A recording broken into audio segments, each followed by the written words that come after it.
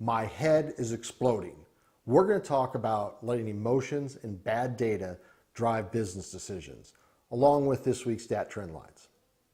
If you're new here, make sure you subscribe and hit the bell button so you can get alerted when we have new videos coming out. Hello, I'm Bill Hood with the Trucking MBA and the Velocity Group, and every week we talk about the current DAT Trendlines and look for ways that we can help improve and move our business forward.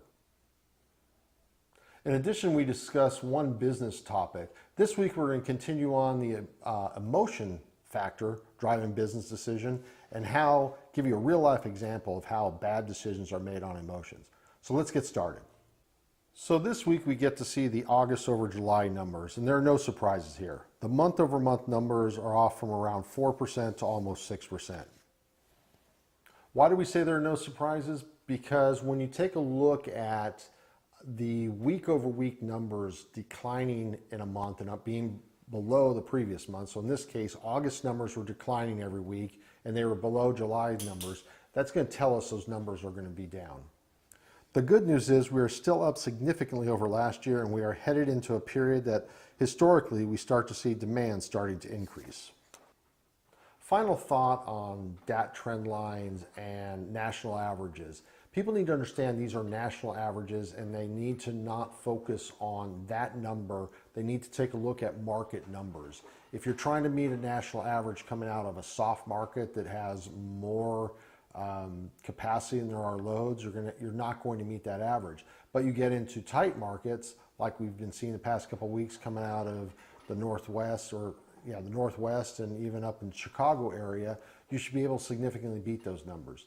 And in the DAT Trucker's Edge, if you take a look at the average rates by market, that's going to give you a pretty good idea where the rates are going to fall for that. In a previous video, which I'm going to put a link up here in the top here someplace, as well as down in the descriptions below, we talk about indexes, and that's what you want to think about when you're looking at why we have the national average. It's an index to show us how the market is performing over a period of time. Check out that video. I'll give you a little better understanding of why we use indexes. Last week we talked about emotions and I used a hypothetical example. This week I lived it real life. So what was negotiated for this carrier was a 412-mile load. It was actually 3 loads worked together from a great customer that has never burned this carrier. No issues with the rate or the drops or the miles, because the truck needed to be back in a bad market, and this was a huge favor for the carrier. So we're looking at 412 miles, 2 days, $2,300. So load A was 38 miles for $700. Load B was 180 miles for $600. And load C was 164 miles for $1,000, for a grand total of $2,300.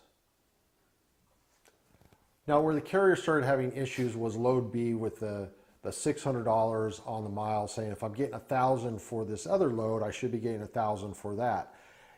Completely disregarding why everything came across and what was happening. Now, to put some things in perspective, this is the same customer that the carrier had a truck breakdown and tried to get $750 more from the carrier to bring another truck into the market, rather than doing what somebody's trying to build a solid reputation with somebody, which would move a truck in to cover a load that they committed to.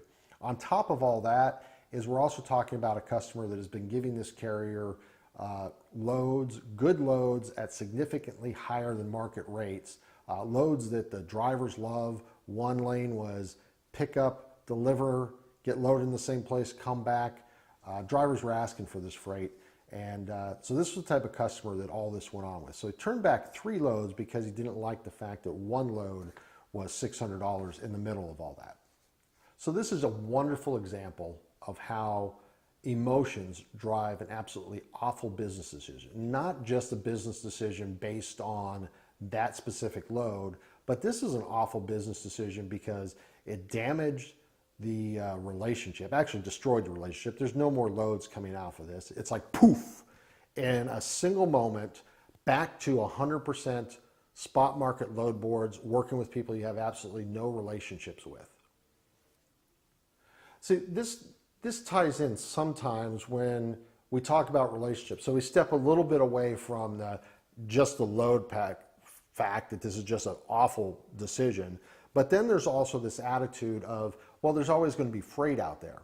Well, that kind of comes back to the attitude that you see brokers saying, hey, I don't care if this driver never works with me anymore, this carrier doesn't, there's always going to be trucks out there.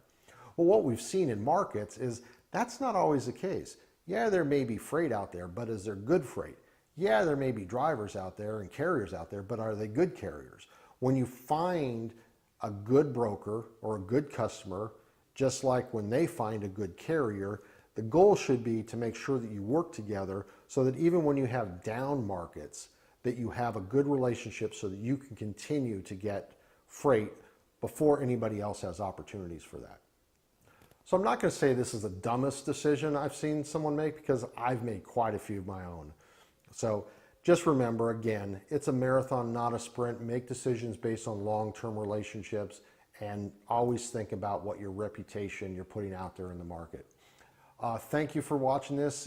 If you like this, make sure you smash that like button. We want to see your comments. We'd like to hear from you about other thoughts and ideas, and hope to see you soon.